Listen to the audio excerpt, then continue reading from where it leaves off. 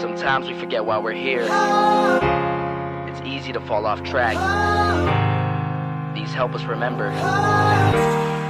These battle scars don't look like they're fading, don't look like they're ever gone away. They ain't never gonna change. These battles. Growing up I had a dream, something no one else could see. Tell me what it means when your faith is falling beneath your knees and you can't breathe. Everything you see reminds you of what you're not or something you won't be. You gotta take what you're given, that's how we live it. Don't be mad at the system, it's simply how we've existed. I hear a lot of people talking like they politicians and choose to be an accountant because it's safe in a business. Not because they wanna do it, just because they heard it pays. And who the fuck wants to be poor knowing that's how we've been raised? Society is getting heavy, I can feel the weight. The pressure of success is like 100 million pounds of shame. And that's the reason I'm staying up late, trying to find a way to escape the stereotypes this day and age is making me feel like the only way I'll be happy is getting signed to a label and making money through rapping. I wanna share my emotion because this world is attacking the very principle of life that lets the people be happy.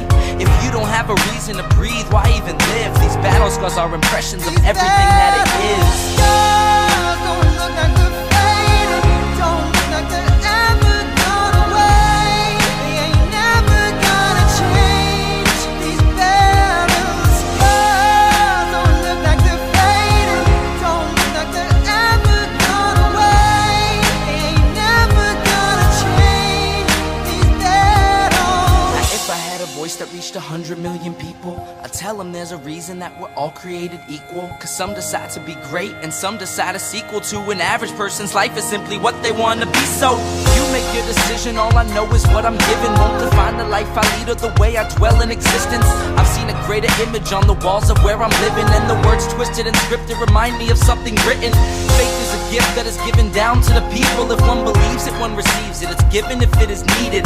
Don't ever think you're trapped in a life that you never wanted. Your options are infinite, that's some mathematical logic. I'm not saying I'm a prophet, I'm speaking for what it's worth. These lyrics define my prayers and these battle scars on my church. Not saying I'm a prophet, I'm speaking for what it's worth. These lyrics define my prayers, these battle scars on my church.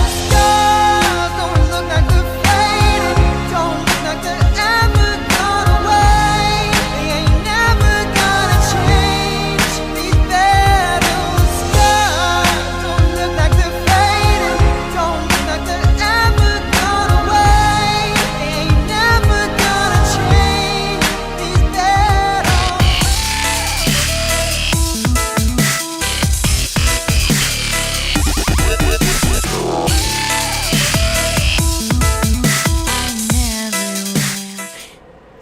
Well, hello everyone.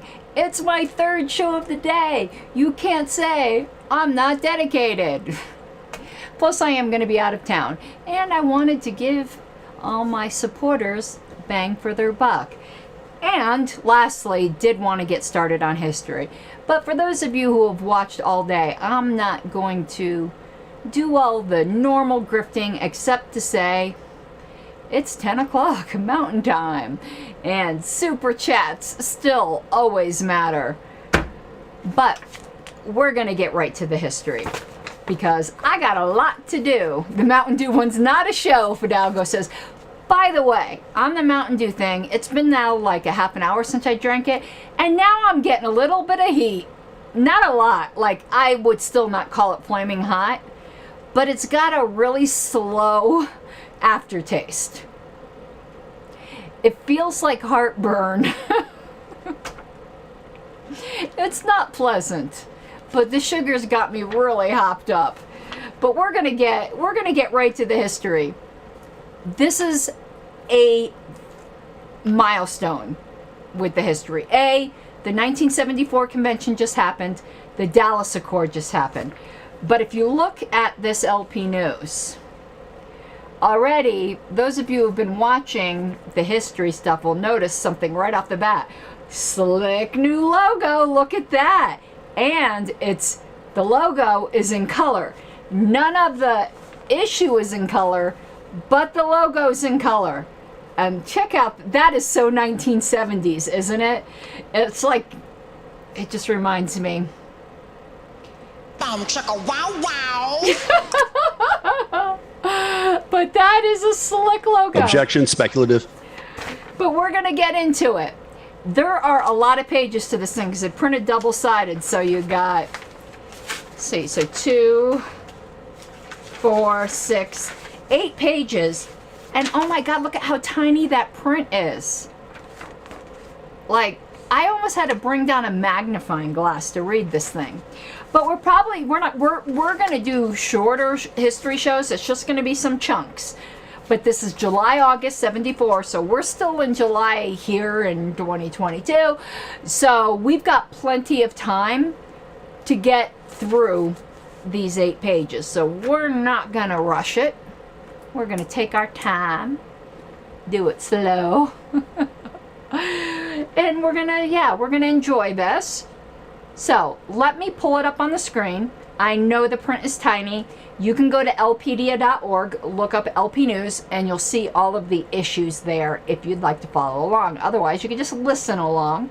But I do put it on the screen for visuals. Unfortunately, when I do that, the live chat goes off screen. But if any comments that I need to address, I can put comments up on center here. I could put comments up on the screen. So, as you can see, yes, Dallas Convention attended by 300.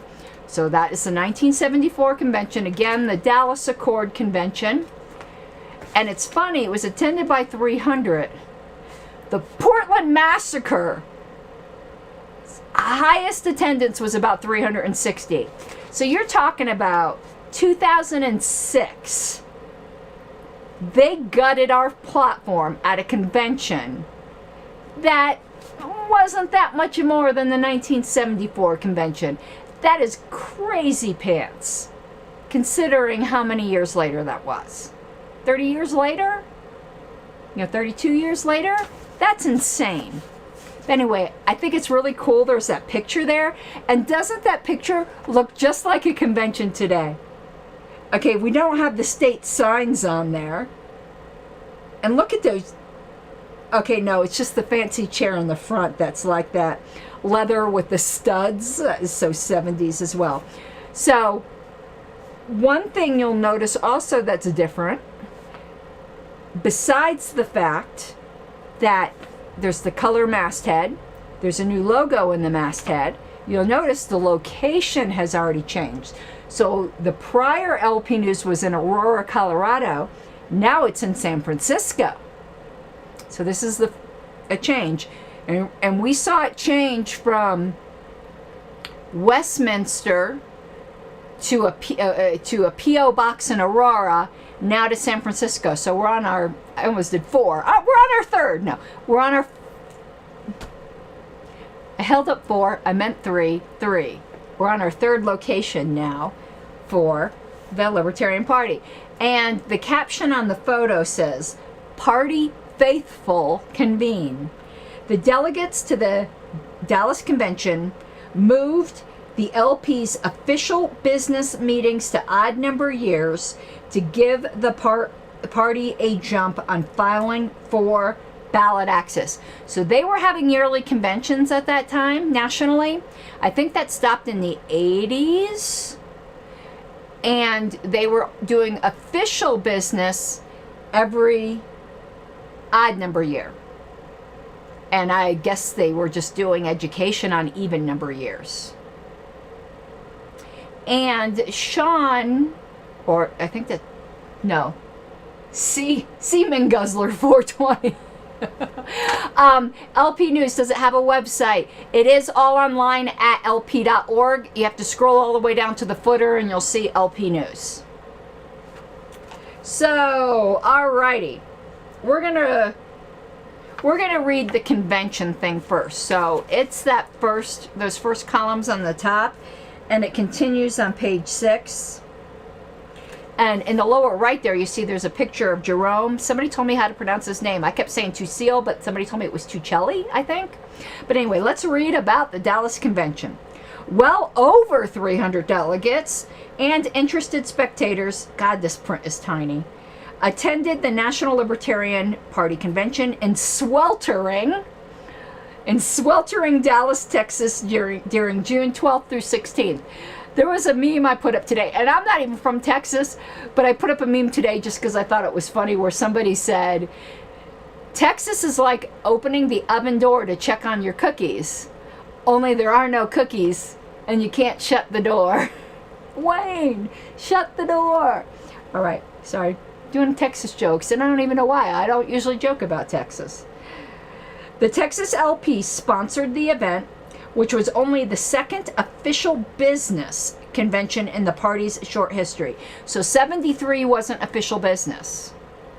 So they went from 72 official business, 73 not official business, 74 official business, then switched official business only to odd number years, so 75 would be official business again, and then not in 76. Got it, good. In the party's short history, okay, despite early disputes over the Credentials Committee report, the more things change, the more they stay the same. There was a dispute. Who knows even how many states they had represented there, and they were already disputing the Credentials Committee report. The convention was marked by a remarkably high degree of camaraderie and cooperation between the various factions of the Libertarian movement. An enlarged and improved platform was hammered out by the delegates during long sessions lasting well into the night, and on one occasion early morning. Woof, can you imagine doing business until the AM? Crazy. And that's probably when they're hammering out the Dallas Accord. They were sleep deprived. Debate on the platform was often prolonged and always serious, but rarely did animosity rise to the surface. As with the founding convention of the Libertarian Party in 1972, delegates seemed genuinely interested in each other's comments and arguments as they undertook the difficult task of applying libertarian principles to contemporary social problems. And then the subheading, committees meet. On Wednesday and Thursday, the three convention committees, Credentials, Constitution and Bylaws, and Platform, met to prepare their reports to the general sessions of the convention. Back then, because there was an electronic meeting, that's the first and only time those committees met. It isn't like now where there's months and months of meeting. The Platform Committee, chaired by California LP Chairman Ed Clark, attracted the most attention with over 100 people sitting in on the proceedings. I wish we had that many people interested now. The Platform Committee set the tone for the entire convention as its members worked around the clock, developing planks that were acceptable to all elements of the party. Bill Westmiller chaired the Constitution and Bylaws Committee, which recommended some major changes in the LP Constitution. Most of these recommendations were approved by the convention with relatively little debate once the Credentials Committee report was accepted.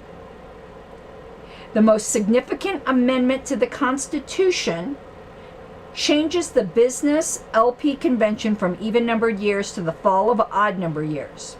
This was instituted primarily to allow for the nomination of presidential and vice presidential candidates early enough for the LP to qualify for the ballot in those states where a later convention would have prevented us from doing so. So now you know the reason why we used to nominate our presidential ticket the year before. And it wasn't to give them more time to campaign. It was because of ballot access laws. And that's why we switched it to where we have it now as well.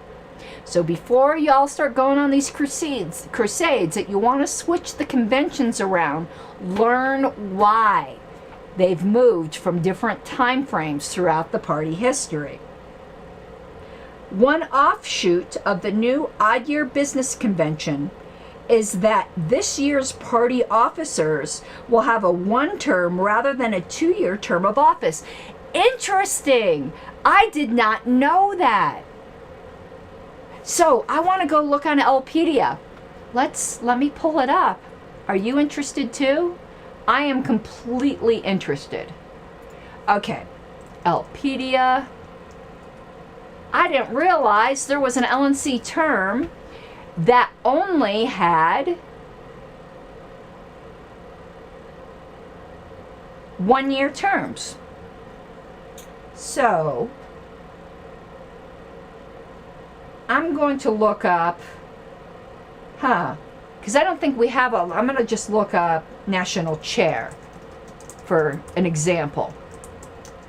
And I want to see how we have that listed.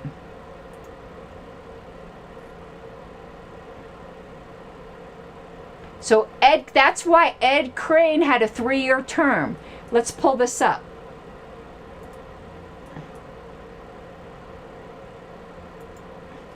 One second. So, I'm going to pull up, sharing my screen. Why is that not working? Let's go. Well, we can't. I'm just going to let you know. So Ed Crane had a 3-year term. That's because 74 to 75 was 1 term. I did not know that. Let's look up National Secretary. I want to see if that happened as well. Because, man, only a 1-year term. You can't get a lot done in a year.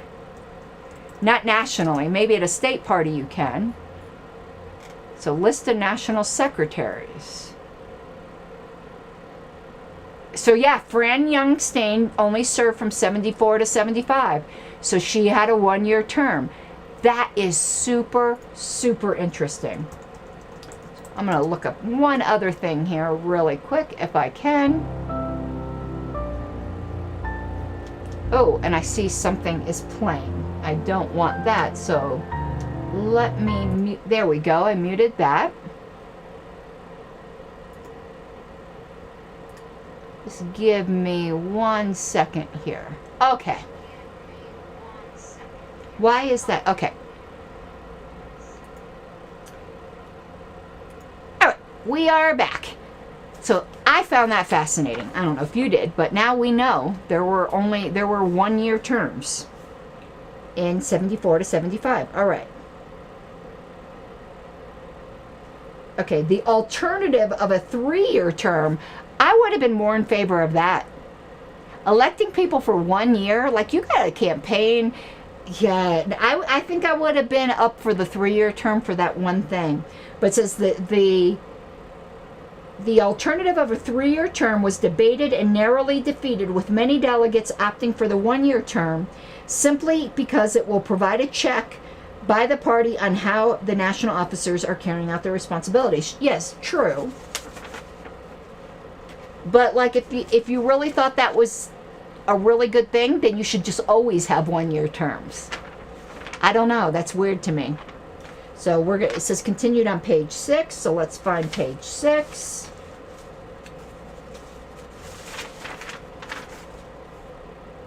Okay, I'll put that up here on the screen too. Right there. And it starts with business meetings to be on odd years. Other changes in the Constitution call for a doubling in the size of the National Executive Committee, which is now called the Libertarian National Committee, but it was called the National Executive Committee at that time. And an increase in the number of delegates to the regular conventions to approximately 400. So there's a formula that gives a max limit of delegates. So for instance, the max number of delegates at our last convention, now we never reached that max, but the max number that could be credentialed was 1,053. So you can see back then it was going to be around 400. Also, alternate delegates to the convention may number as many as the respective states choose. Interesting. Now they're limited to 50 per state. Platform debate. Numerous changes were made in the LP platform. The LP is the only major political party to adopt a new platform every 2 years rather than once every 4 years. The debate on the taxation plank was the longest and most heated of the convention. The text of this plank was ultimately unanimously adopted, and it reflects the spirit of cooperation among the delegates in Dallas. And this is the way the plank ended up reading. Since we believe that all persons are entitled to keep the fruits of their labor, we are opposed to all government activity which consists in the forcible collection of money or goods from individuals in support of their individual rights. Specifically, we support A, those who challenge the payment of taxes on legal and constitutional grounds, and B, the eventual repeal of all taxation. In the Portland massacre, that got removed from our platform. Boo. But at this last convention, and I'm proud to have been a part of this, let me read to you how the equivalent plank reads today. But we got back in the eventual repeal of all taxation. That had gotten deleted from the platform in 2006, which was a bit of a neocon takeover, in my opinion, of our platform. And listen, the sentence now is a conglomeration of sentence from wording that existed from the 1974. Since all persons are entitled to keep the fruits of their labor, we oppose all government activity that consists of the forcible collection of money or goods from individuals in violation of their individual rights, and strive for the eventual repeal of all taxation. Okay. Let's continue. And then it says, we oppose as involuntary servitude any legal requirements forcing employers or business owners to serve as tax collectors for federal, state, or local tax agencies. And we have a sentence in our current platform that says something, it says the same. The words might be slightly different. The convention adopted strong planks favoring emphasis on reparations in criminal cases as opposed to emphasis on punishment, and in opposition to involuntary commitment to mental institutions. 2 proposed amendments were made to the United States Constitution plank. The Liberty Amendment and the Anti-Inflation Amendment were also endorsed. Now, what's really interesting here, and remember, this shows a bias on the part of LP News, which is produced by the National Party, and I say boo hiss. Because one thing we know happened in Dallas is that the Statement of Principles was amended. That is a huge deal, and it received no mention. So you could tell that the current chair, Ed Crane, and that ended up being the Crane machine going off, I think, to form Cato. But the fact that was omitted is gross. Because there is absolutely no doubt during the huge debate on the Statement of Principles in 72, and then the 2-year window they gave to amend it with 3/4, after which the 7/8 would lock in, that didn't even get mentioned in here. Shame on you guys. Officers elected. The race for national chairman of the LP was a spirited one and continued on an informal but active basis from the beginning of the convention on Wednesday through to the election on Saturday. The 2 candidates, Ed Crane of California and Scott Royce of Virginia, along with their supporters, campaigned continuously, meeting with state delegations and individuals in an attempt to win support. A major debate in the campaign centered around the proposed location of the national headquarters of the LP. It's why it ended up in California, because that's where Ed Crane lived. Crane eventually won the chairmanship, garnering over 80% of the vote. In other elections, Andrea Millen, former chairwoman of the Free Libertarian Party in New York, won an unopposed term as vice chair. Bill Westmiller of California defeated Abby Goldsmith of Florida for secretary. Bill Westmiller was not listed as secretary, and what we just read on Elpedia. Somebody had that wrong. Didn't it say Fran Youngstein? It did. Did Bill resign or something? I'm going to need to correct Elpedia. Got the results right here. That is incorrect. And John Draft ran unopposed for treasurer. Although 14 individuals ran for the 7 at-large posts on the National Executive Committee, only 1 ballot was necessary. Top vote getter was Ed Clark.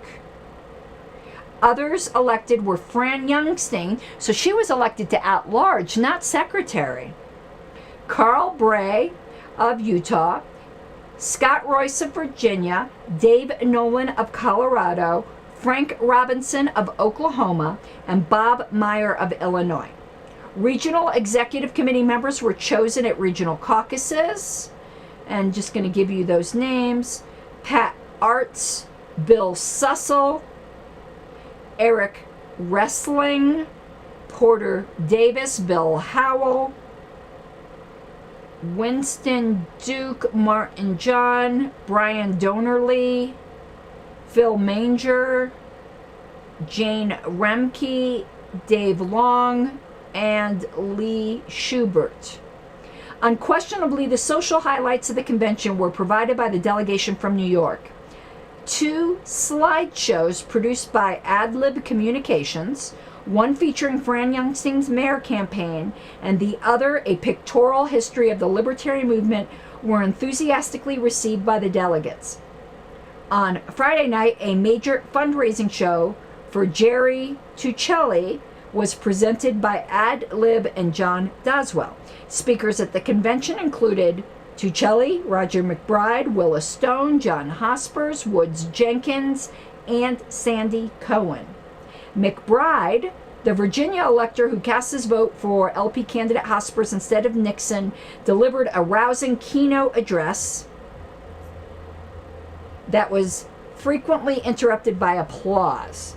Describing at the conclusion of his speech how he viewed the future of the Libertarian Party, McBride said, "I have no reluctance in telling you that this great political enterprise of ours, this new baby giant of a party, must inevitably influence and alter the course of human events. But if and only if libertarians show by every work and deed that they are adhering to the right principles." Got it. I agree.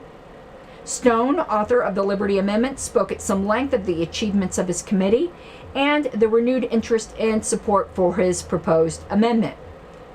He credited the Libertarian Party with partial responsibility for that development. 1972 presidential candidate Hospers delivered a stirring, emotional address at the Saturday night banquet. He cited numerous examples of the tyranny of big government and the human suffering that has resulted from the arbitrary actions of bureaucrats at all levels of government. Cohen, the publicity-generating congressional candidate from Poughkeepsie, I always pronounce that weird, talked of his success in getting media coverage and the favorable impact his candidacy has already had on the voting record of Republican incumbent Hamilton Fish. Jenkins, though a Democrat, is one of the few libertarians holding office in a state legislature. He discussed his influence at the recent state constitutional convention in Louisiana and the pro-liberty clauses that were adopted at the convention. Jenkins later informally discussed campaign tactics with delegates. Now, isn't that interesting? We're so used to quote-unquote small L libertarian lawmakers always being Republicans. That is not the case. Right here in 74, there was a Democrat. 2 special sessions were held during the convention. One on campaign techniques was held by Fran Youngstein and Gary Greenberg and featured Youngstein's television commercials. The other session was on the problems and opportunities existent in our tax laws and included discussions by Carl Bray, Hank Honenstein, and Ken Calcrum, or Calcium. Not sure how to pronounce that. That's all we're going to cover today. That's a half an hour. We covered what they wrote about the convention, noted the really obvious exclusion of one of the most important things to happen at that convention, Boo Hess. And be back probably next week with another episode of this. So I thank you all for, the few of you who stayed up late with me to learn more about our history, and the rest of you that will view this in the coming days. Love you. And remember, if you enjoy the work that I do, please support me at patreon.com/Pink Flame of Liberty. I'm going to put the screen back up here for a second because I did want to point out this side. Along the side is my social medias. I still do have a few friend request spots left on Facebook. I am Karen Ann Harlos everywhere. You can follow me on Twitter. That obviously doesn't have the upper limit. And thank you again, and I hope you have an awesome evening. Bye-bye.